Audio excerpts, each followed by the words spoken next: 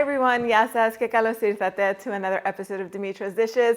Today we're making little tsoureki rolls that are going to be filled with vanilla and chocolate. They're going to be soft, fluffy, delicious, almost like baked donuts, but even better because they're going to have that tsoureki flavor. If you've never had tsoureki, it's basically that Greek Easter bread that has the aroma of vanilla and orange and mahlepi. It's delicious. Perfect with a nice cup of coffee, perfect to be served as dessert on your Easter table or any time of the year if you ask me. Let's get started. So we're gonna start by getting the yeast proofed. So we're gonna add a quarter cup of milk that's at room temperature or a little bit warmer, 110, 115 degrees is what you're looking for. A tablespoon of sugar, 2 tablespoons of all-purpose flour, and a tablespoon of active dried yeast. Now, very rarely does yeast go bad, but if it's not fresh or if it's been sitting around for a while, it's not going to make the bread rise, which is what you want it to do. So don't skip this step if you haven't used your yeast in a while. You need 1 tablespoon of that. So we're just going to leave it here for about 7-8 minutes until the mixture starts to become a little bit bubbly and you're going to smell the yeast in there. That's how you know the yeast is good. In the meantime, we're going to get the remaining ingredients ready. So we're going to need 3/4 of a cup of extra milk. Or more milk. This is a 1/4 cup measuring cup. There we go. And I'm just gonna pop this in the microwave until it's lukewarm, so about 20 seconds or so. If the milk is too cold, it'll take forever for the yeast to be activated. And if the milk is too hot, it'll kill the yeast. So you wanna make sure that it's right there in between. Lukewarm is what we're going for. So to the milk, I'm gonna add 2 teaspoons of pure vanilla extract. You could do 3. For me, the more the better when it comes to vanilla, just not too much because then it's gonna taste too much like alcohol. And we're gonna need 2 eggs. Okay, just whisk it all up and set it aside. We're gonna zest 2 oranges. You could do 1 or 2 oranges. I love the flavor of orange in tsoureki. Orange, mahlepi in Arabic, because it is sold in Middle Eastern and Mediterranean stores, is known as mahlab, M-A-H-L-A-B. But you could find it on Amazon, you could find it in a Greek specialty food store. You won't find it in the supermarket, unfortunately. It's what gives that characteristic flavor to the tsoureki, so don't leave it out. If you cannot find it, if it's really hard and you can't get it online, then just put a little extra vanilla in there. You could put a little extra orange. You could throw some anise seeds in here, maybe some ground cardamom seeds.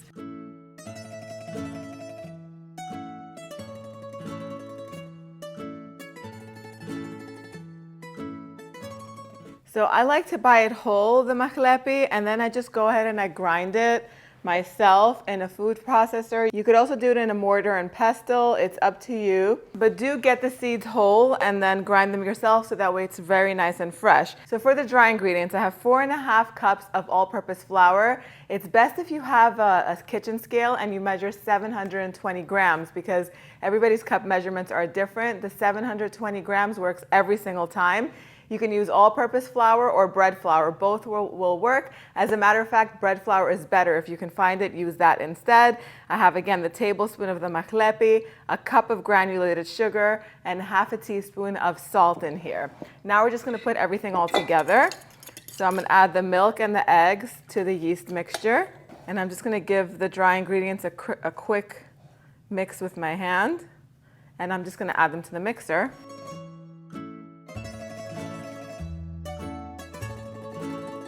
Now, if you like mastica flavor, which is mastic gum that's finely ground, you can add a 1/4 teaspoon of that to the mix. That's also optional. I'm leaving it up to you. I don't have any, so I'm leaving it out. I'm going to let this knead on low speed for 10 to 12 minutes, and then I'm going to add 2 ounces of unsalted butter that's soft and at room temperature. Let it mix for another 2 minutes. Then I'm just going to transfer it to a bowl that I'm just going to grease with a couple tablespoons of olive oil. I'm going to toss it around in there so it's nice and coated. Then I'm going to cover it with plastic wrap and set it aside in the warmest part of my house until it rises, until it's doubled in volume. This is a dense dough, so it takes a long time. If your house is cold, it can take 4 or 5 hours. So in that case, if your house is really cold, I do recommend that you do this the day before and let it slow rise in your refrigerator overnight, and then you're just going to let it come to room temperature and then form the tsoureki rounds. But I have a quick method of rising dough which uses the dryer. You just put a few clean dry towels in your clothing dryer, let it run for like 10 minutes, turn it off, and then put the dough in there and it'll rise in like 1.5 to 2 hours. So that's an option. Some people like to put it in their oven with the oven light turned on. I've never tried that. Okay, so while the tsoureki is rising, we're going to make the pastry cream. So we're going to need 2 cups of whole milk and 3/4 of a cup of sugar, but I'm going to use just some of it in the milk, and the rest I'm going to use to beat the eggs with and the cornstarch. And I'm going to heat the milk over medium heat until it's steaming hot. I'm also going to add a little pinch of salt. Now, in this pitcher over here with the sugar, I'm going to add 4 egg yolks. I'm going to save the whites for meringues or something like that.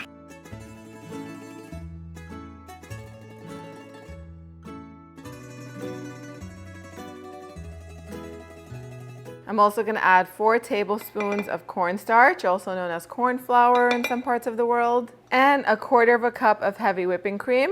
Just whisk it all together.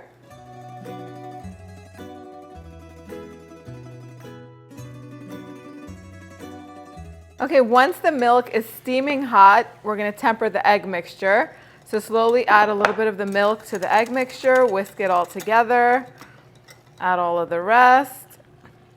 There's still going to be some sugar on the bottom that's all melted. The sugar really helps the milk from sticking to the pan and burning. That's a little trick that I learned from a pastry chef. Once the eggs are all tempered, you want to add everything back into the pot and then cook it over medium heat until it thickens. Once it thickens, and you'll see what I'm talking about in just a few seconds, it happens pretty quickly. The second it comes to a boil, it's going to thicken really quickly, so do not move away from the pot.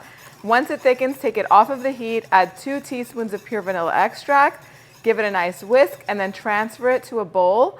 Cover it with plastic wrap so that way it doesn't form a skin on top, and set it aside until it's at room temperature, or you can make this 1 or 2 days ahead of time and let it just cool completely in the fridge. Now you want to deflate the dough. If the more it rises and the fluffier it gets, the lighter and fluffier your tsoureki is going to be. So keep that in mind. So we're going to cut this into 12 portions. So cut it in half first and then cut each one into 6, as equal as you can.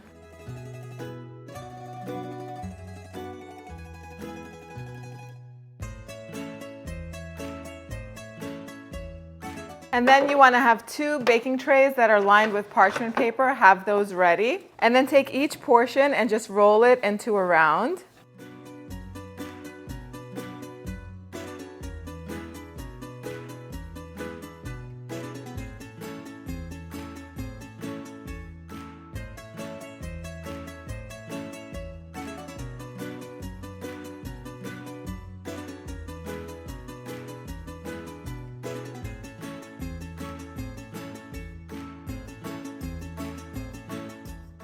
And then just go ahead and place them 6 on each baking tray and leave some space in between them because they are going to puff up as they bake. And then using your fingers, just go ahead and make a little indentation in the center. That is where the cream is going to go later on.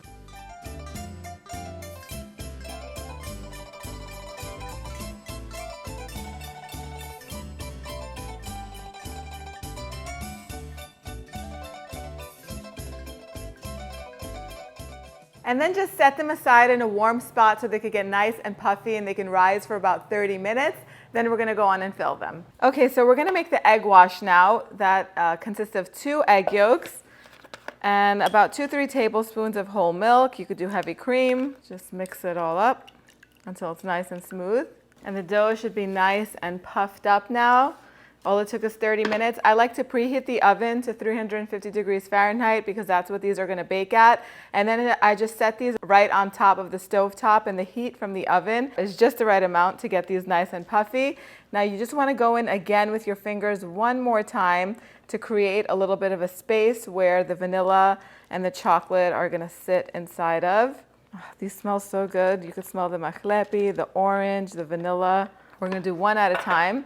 So before I put the filling in, I'm just going to go ahead and brush these with the egg wash so that way the egg wash doesn't get chocolatey once the chocolate is on here. They're not all getting chocolate, by the way, and you'll see what I mean. But this egg wash is going to help them get nice and golden in the oven. Beautiful. So these over here, I'm gonna fill with the vanilla pastry cream that we made. I'm gonna take like a tablespoonful and put that in there.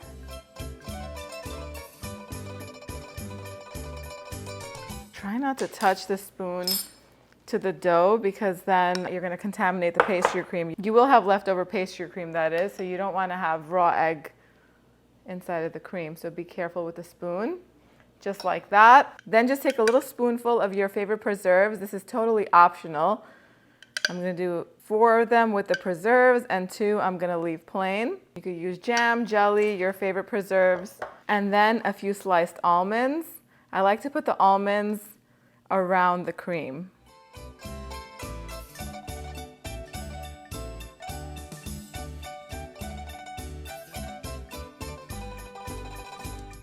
And now with the second one, I'm gonna do the same thing, create a little space for the chocolate, but I'm gonna fill these with chocolate. And I'm using a chocolate hazelnut spread. You could use your favorite chocolate. It could be Nutella.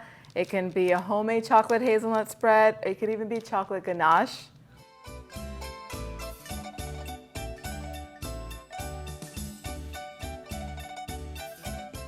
And I forgot to brush them with the egg wash. It's okay. Okay, so now carefully brush them with the egg wash so you don't get chocolate everywhere.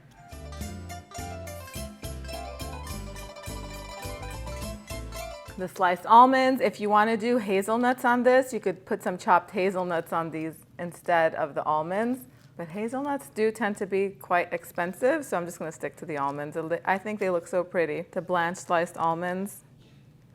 They're also going to add a little bit of a crunch. My oven is preheated to 350 degrees Fahrenheit. These are going to bake in there for about 25 minutes or until they're slightly golden around the edges and they're nice and puffy. I'll show you what they look like as soon as they come out, but when they come out, you want to let them cool a little bit for about 20 minutes. Then we're going to take it up another notch by drizzling a delicious vanilla glaze on top of that. These are so good, you guys. In a small bowl, just combine 1 cup of sugar, 2 to 3 tablespoons of whole milk, and half a teaspoon of pure vanilla extract. You could do a little bit of like a little splash of almond extract too. All right, so the Tsoureki rolls are ready. They took 25 minutes in the oven to bake. The longer you bake them, the more golden they're gonna get, but also keep in mind that they are gonna dry up a little bit. So do you want more color or do you want them to be nice and soft and delicious? It is up to you. I did bake the chocolate-filled ones a little bit longer, just so that way they can get that beautiful golden brown color that Tsoureki gets. And they're both very soft because they rose perfectly. The house smells amazing. Once they cool down, then I did drizzle the vanilla glaze that we made on top. It is up to you if you want to leave it out or maybe leave it on the side if you're serving it, and then your guests can drizzle some on top of theirs if they want some.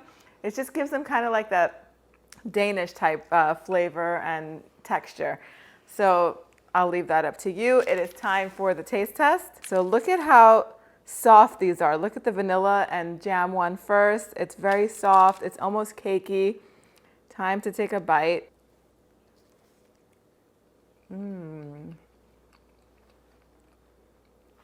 So good. The cream did not harden at all. It's still very smooth, even though it did bake in the oven. That jam on top just gives it another layer of sweetness. It almost tastes like a donut, a baked one. I think that you guys are gonna love that one. Let's try the chocolate. And look at the chocolate one. Even though it baked a little bit longer, it's still really soft. It's all in the rising. If you let it rise really well the first time, it can take 2 hours, 3 hours, 4 hours. It just depends on the temperature in your house. Then they're gonna bake and they're gonna be nice and light, just the way they should be.